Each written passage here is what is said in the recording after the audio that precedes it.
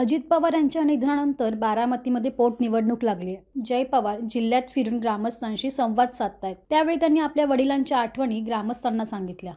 मी एक मुलाच्या नात्याने त्यांना विचारलं की मग खरं काय आहे तुमचं. त्यांनी मला सांगितलं की आदरणीय दादा कधीच थांबले. तुम्हाला माहिती आहे, जेव्हा विमानाचा अपघात झाला तेव्हा पण त्यांच्या हातात पेपरच होते. ते बारामतीत सभाच करायला येत होते. मला वाटतं त्या दिवशी 4 सभेत त्यांनी तसे शेड्यूल मध्ये होते.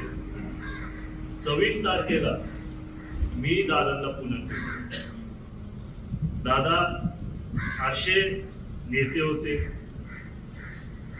की त्यांना सगळंच बरोबर आवडायचं, त्यांना सगळंच एका कायदेशीरपणाने आवडायचं.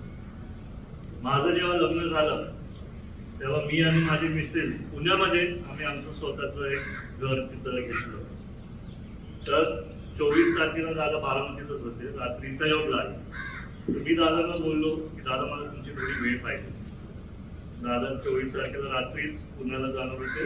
तर त्यांनी मला सांगितलं 26 तारखेला तू 7 वाजता घरी पोहोच.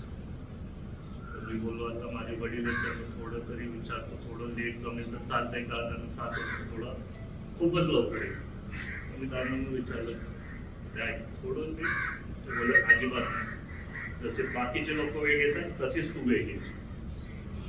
26 तारखेला 7 वाजता मी तिथं पोहोचलो आणि दादा एवढे खुश होते की मी वेळेच्या आधी तिथं पोहोचलो. दादांनी 1 तास माझ्याबरोबर चर्चा केली, कामाबद्दल बोललो. मीटिंग खूप चांगली झाली आणि मग दादा झेंडावंदनच्या कार्यक्रमासाठी जाणार होते. तेव्हा तुम्हाला माहिती आहे दादा जिथेही असतात दरवाजाच्या बाहेर निघाला की गर्दीच. तरी मी त्यांच्या जवळ गेलो.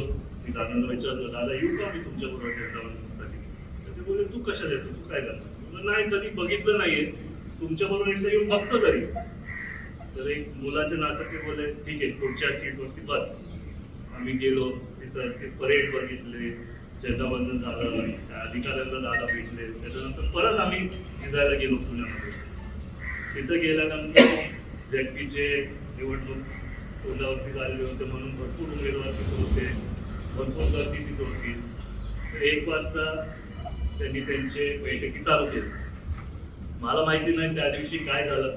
माझं तर सकाळीच काम संपलं आणि एकदा झेंडावंदन झालं मी घरी गेलो असतो, नाही तर माझ्या कामासाठी गेलो असतो. त्या दिवशी मनात काहीतरी वेगळंच होतं. मी बोललो थांबतो आज इथं.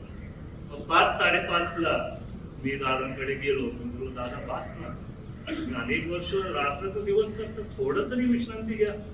तेव्हा दादा बोलले जया शेवटची निवडणूक आहे, याच्यानंतर 3 वर्ष काय नाही, 3 वर्ष आपण आरामात सगळं करू.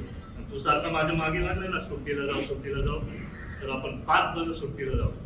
त्या क्षणाला मला कळलं नाही 5 जण, कारण लग्न 1 महिन्यापूर्वीच झालेलं. 5 जण मला आठवलं आमचं.